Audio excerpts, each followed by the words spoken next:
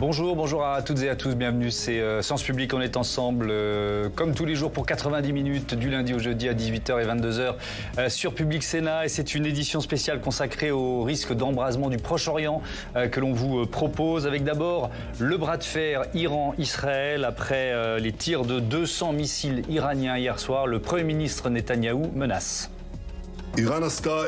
L'Iran a commis une grave erreur et en payera le prix. Le régime iranien ne comprend pas notre détermination à nous défendre et à faire rendre des comptes à nos ennemis. Nous nous en tiendrons à ce que nous avons fixé. Celui qui nous attaque, nous l'attaquons. Cela vaut partout. Nous combattons l'axe du mal. Derrière les invectives, est-ce vraiment une guerre frontale Iran-Israël qui s'annonce? Le régime des mollahs est-il économiquement et politiquement trop affaibli pour en prendre le risque? Le dôme de fer qui a protégé les Israéliens hier soir pourrait-il résister à une attaque plus lourde? On répond à ces questions dans une minute. Et puis dans la seconde partie de ce Sens Public, c'est le risque d'un conflit généralisé que l'on va mesurer avec l'Iran, le Liban, Gaza, la Cisjordanie, mais aussi le Yémen, la Syrie et l'Irak. L'armée de l'État hébreu fait la guerre sur 7 fronts. Jusqu'où le cabinet dirigé par Benyamin Netanyahou va-t-il pousser ses offensives? Des pays arabes aux États-Unis qui œuvrent encore pour la paix, et avec quelle volonté? Et puis quels seraient les risques d'un conflit ouvert pour l'économie mondiale et notamment le prix du pétrole? Ne ratez pas l'analyse de nos experts, ce sera dans 3 quarts d'heure. Mais d'abord, donc, ce bras de fer Israël-Iran, les dernières informations de ce mercredi 2 octobre avec Yann Effelé. Ces habitants du sud de Tel Aviv se sont réveillés avec leur école détruite et le sentiment d'avoir échappé au pire. Il est aux alentours de 20h en Israël lorsqu'en Iran, des dizaines de missiles balistiques décollent simultanément. Le commandant en chef des gardiens de la révolution islamique vient d'ordonner une attaque massive contre l'État hébreu. En quelques minutes, près de 200 missiles parcourent le ciel. La plupart sont interceptés par le dôme de fer.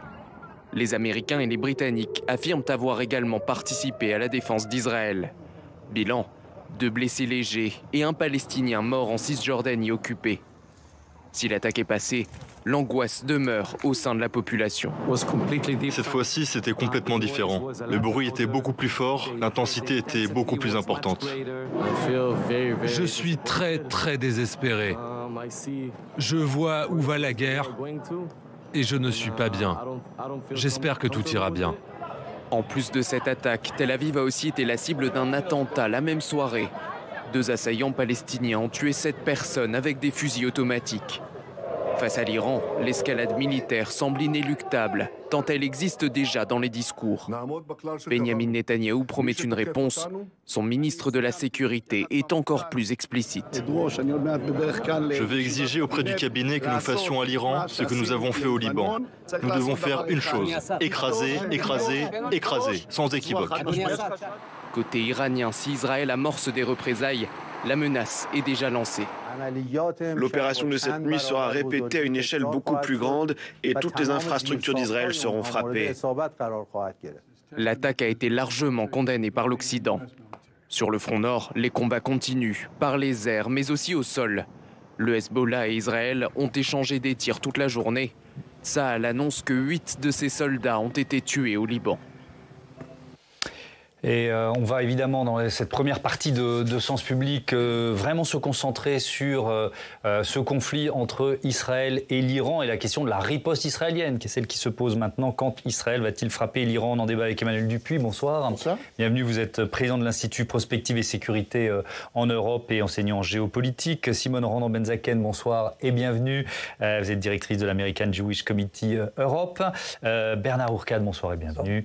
Directeur de recherche émérite au Centre de recherche sur le monde iranien au CNRS. Et Mathieu Croissando, bonsoir Mathieu. Bonsoir éditorialiste politique. Avant de se concentrer sur Iran et Israël, quand même, dernières informations en provenance du Liban. On l'a évoqué rapidement, le Hezbollah qui annonce avoir détruit 3 chars israéliens avançant vers un village de la frontière. L'État hébreu qui reconnaît 8 morts parmi ses soldats. Que peut-on dire, Emmanuel Dupuis, quand même, de l'affaiblissement du Hezbollah ce soir, allié majeur de l'Iran?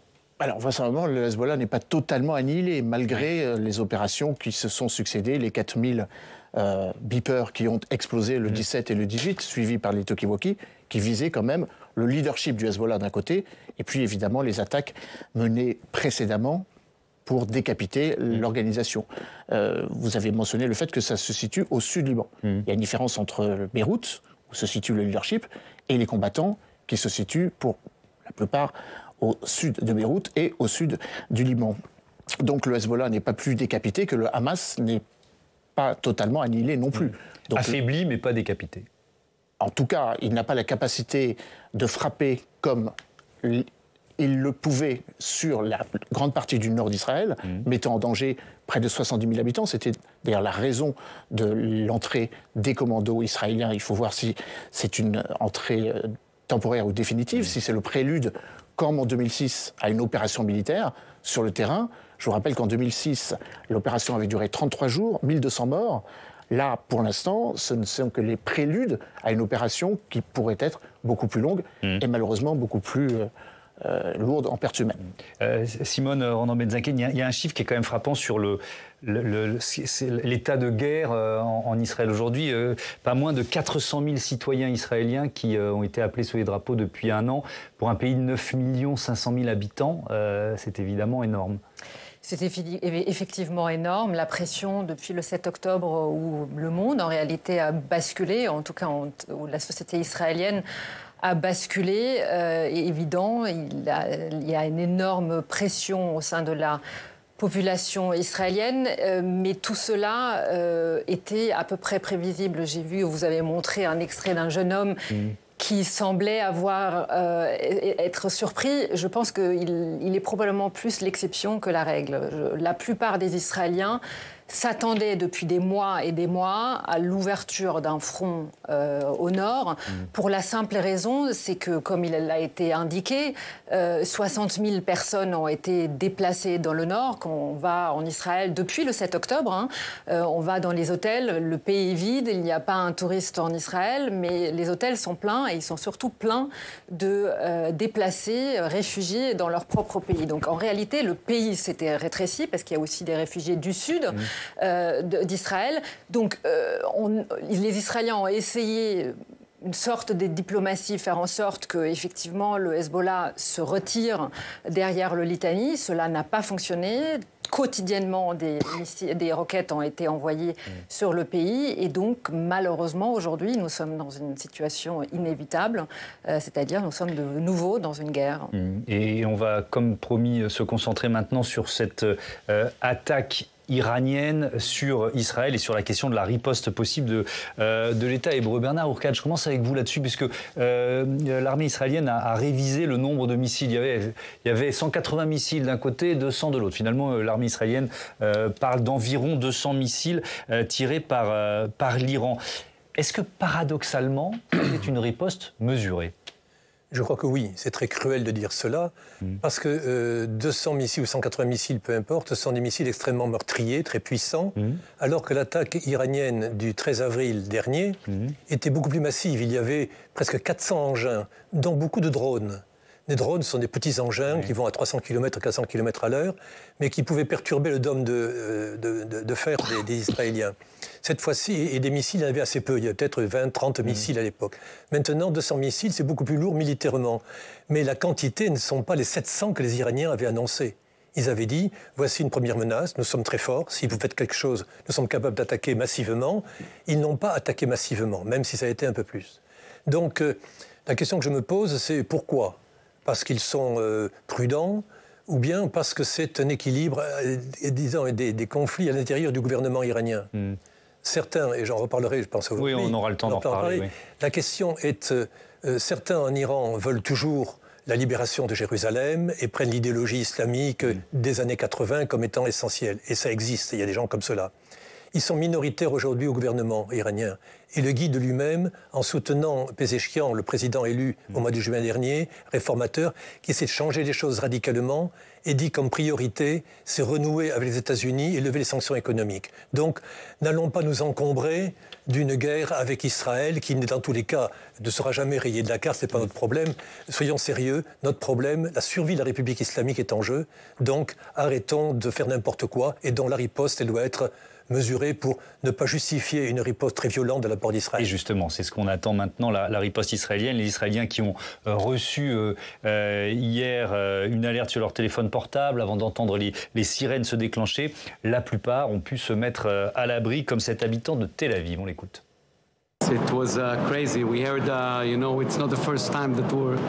C'était fou.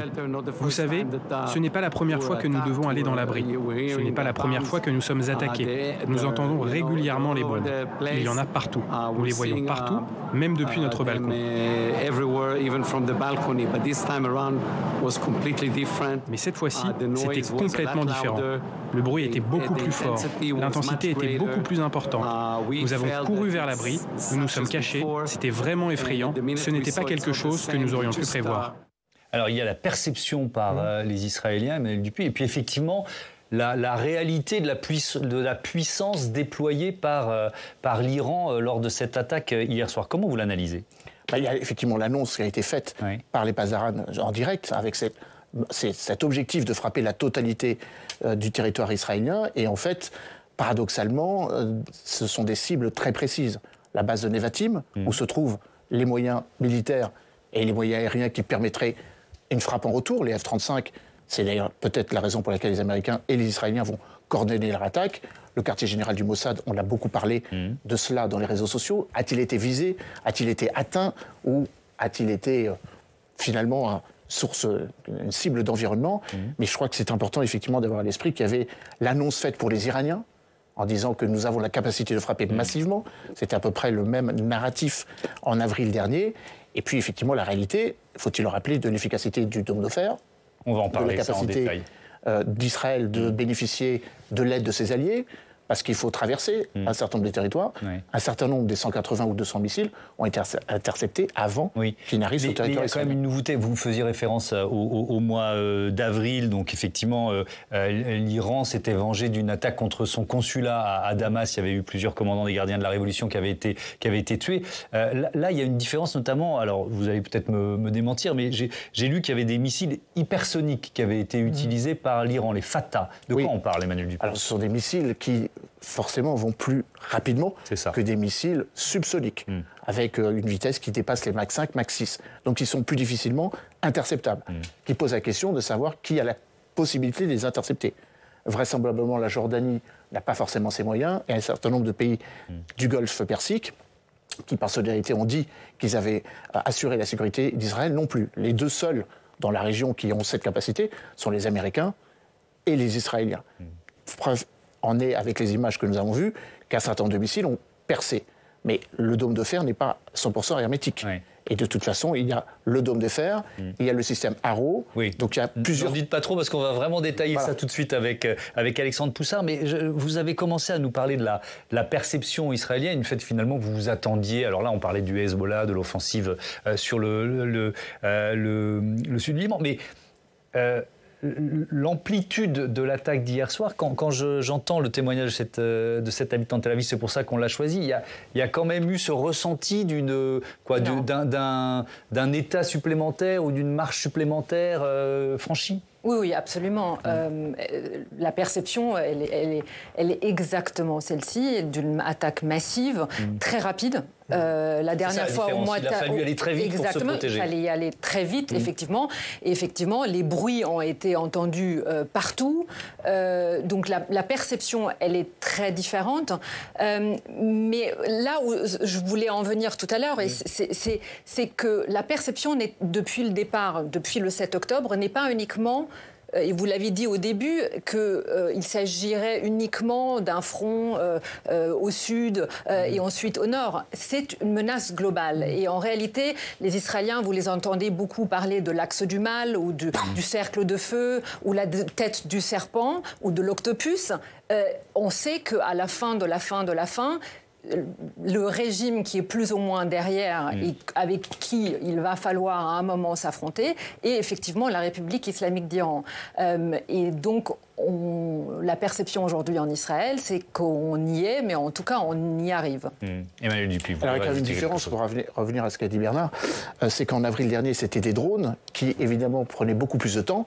Donc, il y a eu beaucoup plus de temps entre le moment où les drones sont partis et le moment où, malheureusement, certains sont arrivés en Israël. Là, on parle de missiles subsoniques qui vont à une vitesse supérieure à Mach 5, Mach 6. Donc, ce n'est pas quelques heures, c'est quelques dizaines de minutes. Donc, effectivement, là, s'il y a une différence énorme, l'autre différence, souvenons-nous-en, c'est qu'en avril dernier, il y avait une sorte, j'ose pas dire de gentleman agreement, mais en gros, les Israéliens savaient plus ou moins là où les drones allaient frapper. Et c'est la raison pour laquelle il y a eu une interception qui a été, d'une certaine manière, coordonnée pour ne pas aller au-delà de la conflictualité dans laquelle nous sommes aujourd'hui. C'est une gradation dans la puissance. Comme effectivement, un certain nombre de missiles, et des sérieux missiles, des très dangereux, ont éclaté sur le sol. Le dôme a été percé à plusieurs endroits, donc il y a eu des dégâts objectifs. Les Israéliens disent 0, on ne sait pas exactement. Mais les Iraniens veulent montrer par là, je crois, qu'ils ont utilisé des missiles extrêmement puissants, et donc ce n'est qu'un échantillon de ce qui pourra être fait. C'est une dissuasion. Ils ont fait une dissuasion avec les drones et un cocktail. La première fois, ça n'a pas marché. Et puisque Haniyeh et Nasrallah ont été assassinés, cette fois-ci, ils veulent dire, voilà, il y a moins de drones, il y a moins d'engins, mais ils sont beaucoup plus puissants. Et la prochaine fois, ça sera encore mieux. Ils graduent leurs menaces. À mon avis, parce qu'effectivement, la République islamique a des problèmes intérieurs assez graves. Sur les dégâts, effectivement, sur le sol israélien, il y a quoi? Il y a un peu une loi du silence, on ne montre pas ces images, mais j'imagine que les médias font leur travail. Il y a eu un Palestinien qui a été tué à Jéricho, et en dehors de ça, on sait qu'il y a eu des choses, mais pour l'instant, c'est effectivement un peu de silence. Vous en savez peut-être un peu. Forcément, on ne va pas communiquer sur les pertes ou les dégâts, alors que l'on est en train d'annoncer, dans la foulée, comme ça a été fait par le général Halevi, le porte-parole de Tzahal, qu'on allait frapper immédiatement. Il ne faut pas dire à l'adversaire là où sa frappe a été efficace. Oui, effectivement. Alors on parle du dôme de fer, vous commenciez à l'évoquer, je propose à Alexandre Poussard de nous rejoindre tout de suite. Bonsoir Alexandre, bienvenue sur le plateau de Sens Public. Donc interception de ces missiles iraniens qui a montré la résistance de ce système de protection israélien. Racontez-nous. Oui, alors ce n'est pas forcément le dôme de fer qui a permis d'intercepter ces missiles balistiques supersoniques iraniens, mais c'est plutôt le système Arrow qui est fait pour détruire les missiles balistiques de longue portée qui sortent de l'atmosphère pour ensuite retomber sur leur cible. Le bouclier antimissile israélien, il est aussi composé du système Front de David qui lui est conçu pour intercepter plutôt les missiles de croisière qui sont tirés à quelques centaines de kilomètres. Et puis il y a le fameux dôme de fer qui lui est conçu pour intercepter les projectiles de courte portée au maximum 70 km et donc toutes les roquettes qui sont tirées depuis le Liban et depuis Gaza. Et donc ce dôme de fer, il est très actif depuis un an. Comment fonctionne-t-il ? Alors ce dôme de fer, en fait, ce sont des batteries de missiles qui sont déplacées sur tout le territoire israélien, comme vous le voyez sur ces images. Chaque unité de ce système du dôme de fer est composée de 3 parties. D'abord un système de détection radar de la roquette qui est tirée sur Israël, ensuite d'un ordinateur qui calcule la trajectoire du projectile, et puis ensuite de missiles intercepteurs qui sont tirés pour neutraliser la roquette. Ce système dôme de fer, il est en service depuis 2011 et il aurait intercepté 90% des roquettes qui ont été tirées sur l'État hébreu. Ça fait environ plus de 5000 roquettes. Et ce dôme de fer, eh bien, il a un coût. Chaque missile intercepteur coûte $50 000 et au total, on calcule le coût de ce dôme de fer, on l'évalue à environ $1 milliard.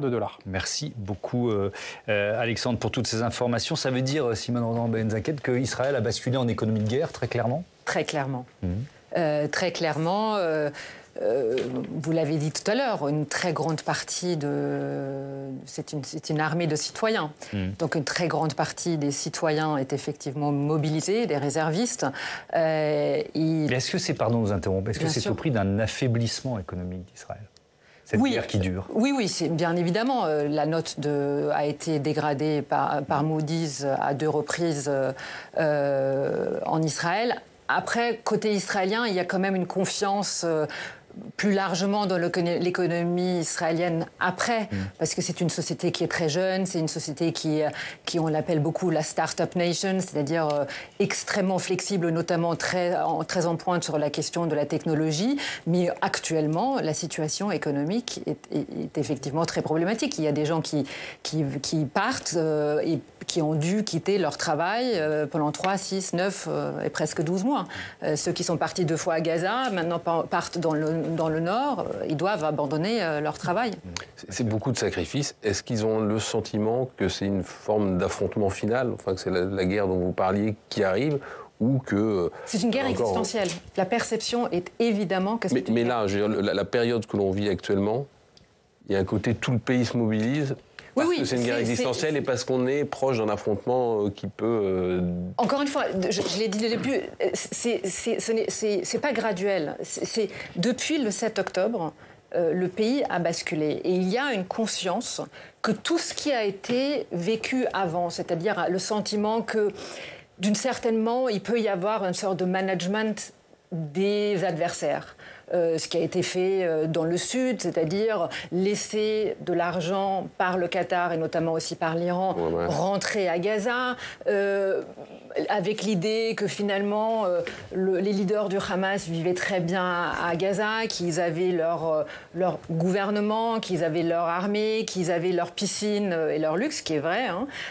Et donc les Israéliens, et c'était ça la très grande erreur, pensaient qu'ils pouvaient vivre avec cela. De temps en temps, il y avait un conflit, de temps en temps, il y avait des roquettes qui étaient envoyées de Gaza en Israël. Il y a, depuis le 7 octobre, la compréhension d'une très grande partie de la population israélienne que ce n'est plus vivable et que la guerre à laquelle Israël fait face est une guerre existentielle. J'entends cet argument, mais il y a aussi l'intérêt politique de Benyamin Netanyahou. Il ne faut pas non plus le sous-estimer. Est-ce qu'il pousse l'Iran à entrer en guerre? Est-ce que vous allez jusque-là, Bernard Hourcade? Il y a 2 guerres en cours.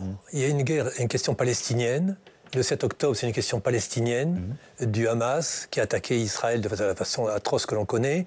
Et les territoires occupés, le drame de la Cisjordanie et du Liban avec les Israéliens qui ont dû quitter la zone frontalière. Donc il y a une question qui est palestinienne. Et une autre question qui est, la faute revient à l'Iran, qui est effectivement le parrain, un des parrains. Mais la question principale, c'est que ces 2 guerres se fusionnent aujourd'hui. Et avoir uniquement, comme vous disiez, madame, que, in fine, c'est l'Iran qui tire les ficelles, et donc il faut toucher la tête de la pieuvre et non pas simplement les tentacules, c'est là qu'il faut voir les choses un peu sérieusement. Et je pense fondamentalement que l'Iran, aujourd'hui, est dans une phase politique nouvelle depuis que Trump a quitté l'accord sur le nucléaire. La République islamique est en danger sur des questions intérieures. On a vu la révolte des femmes, ce n'est qu'une révolte parmi d'autres. Et donc, la République islamique sait qu'il faut qu'elle change de politique. Ils ont changé cette politique depuis même 2019. Depuis même le président Raïssi avait changé cette politique, plus pragmatique. Donc, ils cherchent à se retirer. Mais ils ont effectivement des amis de 30 ans, le Hamas, le Hezbollah, les Houthis, les milices qui sont là, qui sont leurs amis. Ils les ont aidés pendant des années. Ils ne peuvent pas s'en débarrasser. Qu'ils financent, etc., qu'ils ont armés, etc. Et dont maintenant, ils n'en ont plus besoin. Ils sont un handicap. Ils sont des boulets au pied de l'Iran, qui a besoin, comme le gouvernement l'a dit, d'arrêter les sanctions économiques et de rapprocher les États-Unis, qui ne veulent pas évidemment soutenir un gouvernement qui soutient des milices comme celle-là. Donc il y a une rupture, et qu'est-ce qui est vrai, quel est le poids de l'un et de l'autre, j'en sais rien, mais il y a cette idée, peut-être à mon avis trop forte, que tout vient de l'Iran. Oui. L'Iran ne veut pas maintenant libérer Jérusalem, c'est pas sa priorité. Sa priorité, c'est sauver la République islamique. Oui. Et pour cela, il faut peut-être se débarrasser amicalement ou plus violemment de tous les proxys qui ont été... Et surtout pas rentrer en guerre contre Israël. Bien évidemment. Oui, bon. Ou contre les États-Unis, surtout. Et surtout qui sont derrière, on va y revenir sur la question de la riposte, mais quand même, je reprends ce que vous dites là, et ça m'intéresse de vous entendre là-dessus, Emmanuel Dupuis. Donc ça voudrait dire que le soutien que l'Iran donne au Hezbollah aujourd'hui, c'est un soutien de façade ? Que de fait, ils sont plutôt en train de les lâcher ? C'est un soutien qui s'est affaibli au fur et à mesure que la situation économique liée à l'augmentation des sanctions force à Téhéran, les autorités à Téhéran, à tenir compte du fait qu'une partie de la population ne comprend pas pourquoi on arme à l'extérieur des proxys ou des représentants de ce que les Iraniens appellent l'axe de résistance, et on ne se préoccupe pas des préoccupations des Iraniens. déjà dans les manifestations à Téhéran en 2009, il y avait des slogans Iran avant la Palestine. Préoccupons-nous d'abord de la situation politique inhérente aux 80 millions d'Iraniens. Mais il y a un autre élément, peut-être, à mettre en perspective, c'est qu'il y a une opportunité diplomatique absolument considérable pour Israël aujourd'hui. En 2020, un certain nombre de pays ont décidé de basculer de facto dans un soutien tacite aux arguments selon lesquels l'Iran méritait d'être davantage combattu et de facto s'accompagnant d'une coopération ou d'un rapprochement avec Israël, les accords d'Abraham. Oui. Un nouveau Moyen-Orient qui n'avait pas été totalement complet, mais qui, hier soir et en avril, a montré son efficacité, puisqu'un certain nombre de pays qui avaient reconnu Israël depuis longtemps, l'Égypte en 78, la Jordanie en 94 et d'autres, les Émirats arabes unis, Bahreïn dans une moindre mesure en 2020, ont tout de suite dit qu'ils étaient solidaires et qu'ils appelaient à protéger Israël. En tout cas, le roi de Jordanie l'a dit comme tel.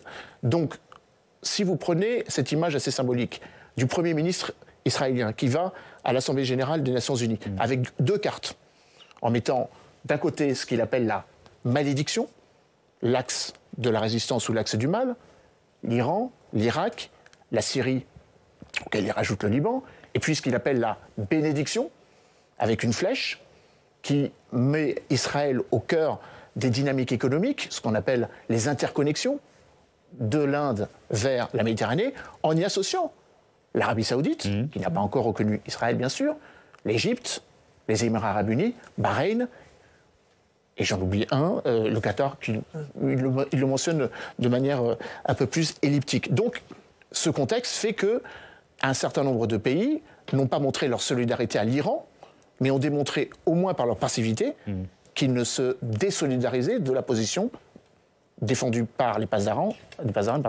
en ciblant l'Israël. Ouais. Alors on va parler de justement, vous évoquiez la question diplomatique. Je vous propose de faire un zoom sur la position de la France. On va d'abord entendre, avant de vous donner la parole, Mathieu, la déclaration du nouveau Premier ministre, Michel Barnier. C'était lors de sa déclaration de politique générale devant le Sénat. Avant de reprendre les grands termes de sa déclaration, il a tenu à parler, c'était pendant 6-7 minutes, justement de la situation au Proche-Orient. On écoute un extrait, Michel Barnier. Permettez-moi d'évoquer la situation grave du Proche et du Moyen-Orient, puisque l'escalade continue. Et face à cette escalade dangereuse des tensions, vous confirmez que la France, sous l'autorité du président de la République, restera engagée pour la paix et la sécurité de tous dans cette région. Nous avons condamné avec la plus grande fermeté les nouvelles attaques de l'Iran contre Israël. Et je redis aussi devant le Sénat ce que j'ai dit à l'Assemblée. Pour nous, pour la France, la sécurité d'Israël n'est pas négociable. Et Mathieu, la France a contribué à la défense d'Israël lors de l'attaque de l'Iran hier soir. Oui, c'est en tout cas ce qu'indique le communiqué de l'Élysée qui a suivi le Conseil de défense et qui reprend à peu près les mots du Premier ministre, même si la sécurité d'Israël n'est pas négociable, n'est pas écrit comme ça dans le communiqué de l'Élysée. On rappelle qu'Israël a le droit à la sécurité d'Israël, mais ça c'est une parole plus forte que vient de porter Michel Barnier. Qu'est-ce qu'on lit dans ce communiqué? Que le chef de l'État a condamné avec la plus grande fermeté les nouvelles attaques de l'Iran contre Israël, et une petite phrase un peu sibylline: attachée à la sécurité d'Israël, la France a mobilisé aujourd'hui ses moyens militaires au Moyen-Orient pour parer la menace iranienne. Alors, ça veut dire quoi? En quoi a pu consister cette intervention française? Mais il n'y a pas de détails. Et d'une certaine manière, c'est une très grosse différence avec, par exemple, les États-Unis, où là, vous avez un Joe Biden qui dit j'appelle l'armée à intercepter les missiles, et qui dit on a mis 2 destroyers lanceurs de missiles, il donne même les noms, enfin on les a, l'USS Cole, et puis l'autre, j'oublie son nom, enfin ils sont... 12 missiles interceptés. Voilà, et on connaît le bilan. En France, on peut imaginer seulement peut-être que la contribution française ressemble à celle qui avait été fournie peut-être, vous y faisiez allusion tout à l'heure, le 13, dans la nuit du 13 au 14 avril, lors des précédentes frappe de l'Iran. L'armée française avait intercepté des tirs opérés par l'Iran contre Israël dans le cadre de mesures d'autoprotection, ça s'appelait comme ça, et avait contribué à la surveillance des emprises militaires qu'elle utilise dans la région. C'était notre vocable. Alors, c'est quoi les emprises militaires? Il y a des bases militaires, il y en a une en Jordanie, il y en a aux Émirats arabes unis. Mais concrètement, en fait, il y avait des avions de combat français qui avaient décollé pour intercepter des drones et ou des missiles de Téhéran. Pourquoi ce flou? En avril dernier, le ministre des Affaires étrangères s'était empressé de justifier les frappes en expliquant que la France, enfin les interceptions, en expliquant que la France était intervenue en tant qu'acteur de la sécurité régionale et que l'attaque iranienne ne mettait pas seulement en cause Israël, mais portait également atteinte à la sécurité de nos forces. On voit bien que tout ça, c'est quand même particulièrement chantourné. Et il y a une raison, c'est que la France ne veut pas apparaître comme un co-belligérant, ne veut pas apparaître comme ça dans une alliance avec Israël dans cette région de manière manifeste, parce qu'elle cherche, la France, à défendre une posture d'équilibre qui est de plus en plus quand même compliquée à asseoir. Le communiqué du Conseil de défense, qui d'ailleurs condamne fermement les attaques iraniennes, renvoie d'une certaine façon dos à dos sur un autre sujet le Liban, en disant qu'il faut que les attaques du Hezbollah et ses actions terroristes cessent contre Israël, mais aussi qu'Israël mette fin au plus vite à ses opérations militaires. On voit bien qu'on est vraiment sur des paroles pesées au trébuchet. Je veux dire, la conclusion, c'est que tout ça, c'est quand même très flou. Ouais, on va revenir effectivement sur la contribution française, mais peut-être une question un peu générale, Simone Ronan-Benzaken, sur la France. Est-ce qu'elle est perçue comme un allié solide d'Israël aujourd'hui, ou est-ce que c'est beaucoup plus compliqué et subtil que ça ? Globalement, je dirais oui, avec quelques exceptions, et notamment les positions de la France qui a parfois perçu comme mettant dos à dos les Libanais, ou la question du Liban, la question en Israël. C'est-à-dire, on peut appeler ça aussi du en même temps. Mais sur l'essentiel, c'est-à-dire notamment ce qu'il s'est passé là, c'est-à-dire très concrètement, la protection de l'État d'Israël, de la société civile israélienne, bien évidemment. Il y a aussi la question de l'Iran, et notamment sur le nucléaire iranien, où les échanges entre le gouvernement israélien et la France sont très proches, et il y a une vraie convergence de vues sur la menace du nucléaire iranien, parfois plus même qu'entre les Israéliens et l'administration américaine. Donc sur les dossiers essentiels, la réponse serait oui. Alors, sur cette aide française, Emmanuel Dupuy, qu'est-ce qu'on peut en dire ? Alors, ce que l'on sait de la précédente intervention, en avril dernier, mi-avril, c'était dans les nuits du 13 et du 14, c'était simple. Un certain nombre de drones ont survolé des emprises militaires. Donc, pour protéger... des bases françaises. Des bases françaises, notamment en Jordanie. Donc, pour protéger nos bases, nous avons intercepté des drones au cas où elles tomberaient sur nos bases, sachant que la les bases n'étaient pas visées. Bien sûr, mais je veux le dire. C'est une sorte de sophisme. Ouais. Les drones pouvaient être interceptés car ils menaçaient directement des soldats français. Là, c'est plus compliqué. Il s'agit de missiles balistiques, avec des ellipses, comme ça a été évoqué, que ne peuvent intercepter que peu de pays. Je ne veux pas trop m'avancer, je ne suis pas certain que nous avons la capacité d'intercepter ces missiles hypersoniques ou subsoniques. Subsoniques, oui, mais hypersoniques en particulier. Ça, c'est le premier élément. Le deuxième élément, c'est que la France peut contribuer autrement que par l'intervention ou par l'interception d'un certain nombre de vecteurs. 2 pays ont dit qu'ils l'avaient fait ouvertement. La Grande-Bretagne, qui a des bases aériennes à Chypre et qui a fait décoller un certain nombre de ses avions pour intercepter ces missiles, et les États-Unis, qui ont 40 000 hommes dans la région, un groupe aéronaval, la 6e flotte qui est déployée, et un porte-avions, l'USS Lincoln, et des frégates en capacité d'intercepter ces missiles, l'USS Cole. Nous avons des frégates, mais la mission qui est confiée à nos frégates est celle d'intercepter des missiles qui partent du Yémen, des Houthis, pour viser les bâtiments, les rares bâtiments qui sont encore en mer Rouge. Par contre, on peut très bien offrir notre capacité satellitaire, on peut très bien offrir nos capacités de renseignement, on peut très bien aussi aider nos amis israéliens comme nos amis américains, puisqu'il y a une planification conjointe sur un certain nombre d'éléments que nous avons dans la région. Je rappelle que la France est présente au Liban Sud, Finul, et évidemment dans la région plus généralement. Allez-y, sans vouloir justifier quoi que ce soit, il faut bien voir que la réaction iranienne du 13-14 avril était après l'intervention israélienne au consulat de Damas. Et qu'ensuite, les interventions d'hier soir étaient motivées par l'assassinat d'Amnier, qui n'est pas un ange, mais qui était l'hôte du gouvernement iranien à Téhéran, et ensuite celui de Nasrallah. Autrement dit, l'Iran a chaque fois dit « je réagis, et vous m'avez attaqué, je réponds, c'est fini ». la balle au centre, et c'est terminé.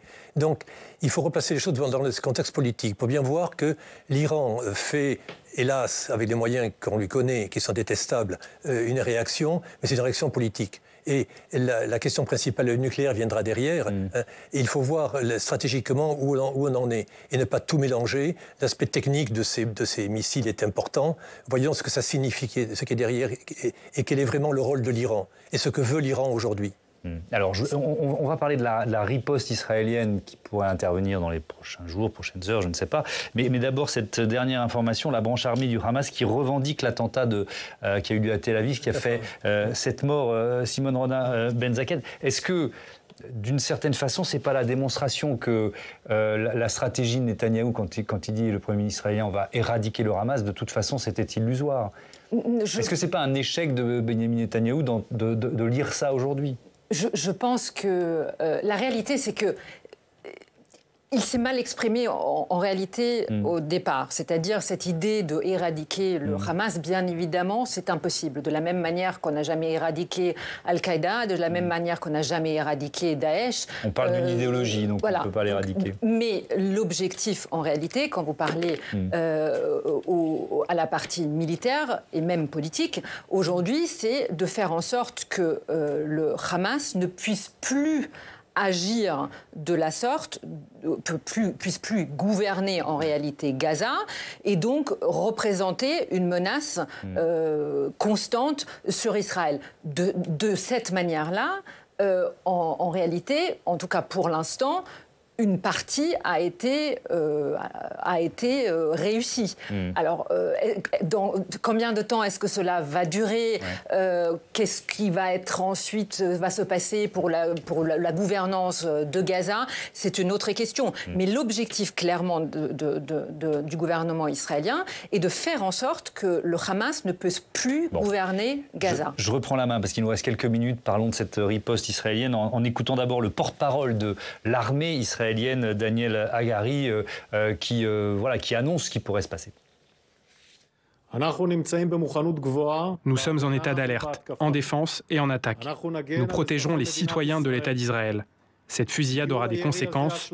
Nous avons des plans et nous agirons à l'endroit et au moment que nous aurons décidé. Je commence avec vous, Emmanuel Dupuis. J'ai lu que ça se ferait en coordination avec les États-Unis.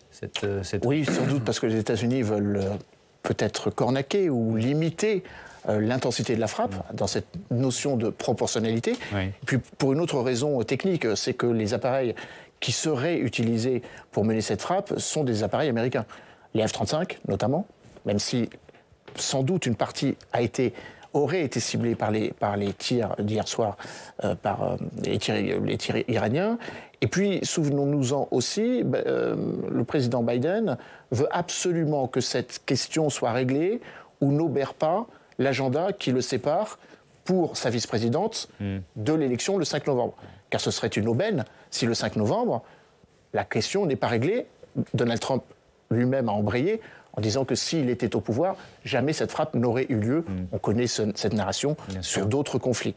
Est-ce que, je reviens à la riposte israélienne, est-ce qu'elle a déjà commencé sous une forme qu'on ne voit pas forcément? Oui, elle a déjà commencé car vraisemblablement, selon certains experts, une attaque cybernétique est en cours ou a été lancée dans les heures qui ont suivi la frappe iranienne. Donc une cyberattaque. Une cyberattaque qui viserait les infrastructures critiques, les centrales nucléaires, les sites d'enfouissement, enfin les sites enfouis, de centrifugeuses.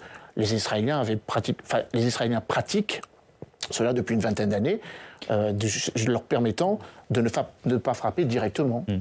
Bernard Urquhart, est-ce que l'Iran, parce qu'on essaye de mesurer, on a bien compris, vous nous dites, on est dans une riposte graduée, à la fois la riposte israélienne et donc le danger, j'aime pas jouer avec les peurs, mais le danger que l'Iran accélère son programme nucléaire, par exemple. Qu'est-ce que vous en pensez? Le programme nucléaire a été repris par l'Iran à partir du moment où Trump a quitté l'accord sur le nucléaire. Les Iraniens ont dit, vous ne respectez pas l'accord, je ne le respecte pas non plus. Donc ils sont capables, les Iraniens, et on le sait depuis longtemps, de produire de l'uranium enrichi de qualité militaire en quantité suffisante pour faire 1, 2 ou 3 bombes. Ensuite, il faut fabriquer une bombe atomique, ce qui est autre chose, elle est militarisée. Autrement dit, la menace nucléaire iranienne est une menace potentielle, mais n'est pas une réalité. Alors qu'Israël a déjà 300 têtes nucléaires. Et donc, la question qui se pose... Il y a un pays qui demande à éliminer et à éradiquer l'autre, l'autre exactement. Mais je ne dis pas que l'Israël n'a pas de raison d'avoir des têtes nucléaires, c'est autre chose. Mais regardons le débat politique. Les Iraniens disent aujourd'hui, posons la question sur le plan politique. Si l'Israël attaque le nucléaire iranien de façon directe, c'est-à-dire des bombes comme celles qui ont tué Nasrallah, qui descendent profondément, qui font exploser les centrales, c'est une attaque physique au nucléaire. Quand on touche au nucléaire, on touche au Conseil de sécurité de l'ONU, aux 5 grandes puissances mondiales, à la Chine, à la Russie, aux États-Unis, à la France, à l'Angleterre, à l'AIEA. C'est une question beaucoup plus importante que le conflit de quelques missiles d'un côté et de l'autre. C'est vraiment trop grave pour qu'Israël, pour des questions qui lui sont propres, et qui sont liées à la question palestinienne, de sa propre sécurité, mette en danger tout l'équilibre mondial en matière nucléaire, qui est quelque chose de très extrêmement grave, et de prolifération. Parce qu'effectivement, l'Iran va se sentir à ce moment-là victime et ils ont la capacité, effectivement, de relancer un programme réellement militaire, s'il le fallait. Sachant qu'ils ne veulent pas absolument le faire, parce que ce serait un moyen de s'isoler encore plus et d'avoir en Iran une société qui refuse le système. Et après, les jeunes femmes, ce seraient les instituteurs, les anciens combattants et tout le monde qui se révolterait contre le système. Autrement dit, l'Iran, je pense qu'aujourd'hui, Israël ne peut pas toucher physiquement au nucléaire, c'est trop gros, mais trouver autre chose pour effectivement attaquer l'Iran avec des attaques cybernétiques ou autres. On parlait des plateformes pétrolières. Oui, les plateformes pétrolières. Oui, ils peuvent toucher le pétrole, mais on sait très bien que le pétrole, c'est des tuyaux dont on bombarde un site pétrolier, il faut 3 jours ensuite pour le remettre en état. Ça serait très grave. Hein. Mais il y a la question principale en Iran, les Iraniens ne veulent absolument pas rentrer dans ce jeu-là. Et les Américains non plus. Mais alors qu'en est-il dans la réalité ? Mais alors, est-ce que ça veut dire, je vous posais la même question à tous les deux, peut-être Emmanuel Dupuis pour commencer, et vous pourrez conclure, Simon Benzaken, est-ce que Benyamin Netanyahou, moi ce que j'entends, c'est quand même que l'Iran ne veut pas rentrer en guerre, que l'Iran est trop faible pour le faire. Est-ce que Benyamin Netanyahou, pour des raisons de stratégie politique, exagère la menace iranienne ? Un certain nombre de ses ministres, pour leur survie politique et leur viabilité en vue des élections, vont évidemment pratiquer un discours va-t-en-guerre. On en a vu un, Ben-Gvir, ou Smotrich, le ministre de la Sécurité nationale, ou Smotrich, le ministre des Finances, qui, eux, sont dans des logiques plus radicales, en disant qu'il faut éradiquer, le mot est utilisé, la menace iranienne. Je crois que Benyamin Netanyahou, vous-même, y avez fait référence, et joue son avenir politique pour se repositionner en vue d'élections dont les sondages disent qu'il serait gagné, car il y a ce sentiment de la nation qui désormais fait face à 6 fronts. Benyamin Netanyahou, qui veut démontrer qu'il est le seul à prendre en compte la gravité, la menace de l'enrichissement, que ce soit à 60%, 90%, on est dans une application militaire. Et puis, bien évidemment, un autre élément qui permet de répondre très rapidement à la question précédente. Les Israéliens pourraient frapper les missiles, qui seraient les missiles dans lesquels il pourrait y avoir une capacité nucléaire. Dans 3-4 ans. Voilà. D'accord, en anticipation en disant, de ce qui pourrait se passer. Regardez, nous frappons les vecteurs. Même question, votre réponse. Premièrement, l'intérêt politique de Netanyahou. La question iranienne est une question qui obsède tout l'appareil sécuritaire israélien et pas uniquement le Premier ministre israélien depuis des années. Vous vous souvenez, depuis des années et des années, Netanyahou et d'autres premiers ministres avant lui sont allés à l'Assemblée générale des Nations Unies à chaque fois parler de la question iranienne. Donc elle est fondamentale et elle n'est pas uniquement au niveau politique. Alors, est-ce que son intérêt politique personnel converge avec les questions sécuritaires ? Peut-être, mais il y a vraiment un très large consensus au sein de la société israélienne, toute la classe politique israélienne, y compris à gauche. Vous regardez aujourd'hui un Yair Golan, par exemple, qui est aujourd'hui à la tête de l'extrême gauche et de la gauche israélienne. Il tient à peu près le même discours sur la question de l'axe du mal et plus largement donc de la question iranienne. Vous me permettrez de noter, j'ai eu l'occasion à plusieurs reprises d'aller en Israël discuter avec des gens de ce genre de choses depuis 25 ans. Et il y a des divergences d'opinion en Israël, même au plus haut niveau, sur la menace iranienne et à quel point c'est une menace et quelle est-elle. L'Iran représente un problème essentiel pour tous les pays de la région, y compris pour Israël, c'est une évidence. Je pense que c'est surtout la réponse qui est Mais pas la essayer même. d'évaluer ce que veut l'Iran réellement. Et de mon point de vue, on assiste notamment, et si les Iraniens tapaient les Israéliens sur le nucléaire, à un regain du nationalisme iranien. La République islamique a fait la guerre Irak-Iran. Les gardiens de la Révolution ont fait la guerre pour la République islamique, mais aussi pour défendre la patrie. Aujourd'hui, on n'est pas en 80. Les Iraniens unis ne vont pas défendre leur patrie, ils défendent le régime. Mais il y a le nucléaire iranien, même les royalistes de Los Angeles sont pour le nucléaire iranien, en espérant que ce soit le Shah qui est cela et non pas... Donc, le nationalisme iranien revient. Aujourd'hui, ce qui est la priorité, c'est défendre le territoire iranien et la vie des Iraniens, plus que la République islamique. Les deux choses peuvent fusionner et redonner à l'Iran un certain regain de pouvoir. Merci beaucoup, merci à tous d'avoir participé à ce débat. Et je vous dis à bientôt sur Public Sénat.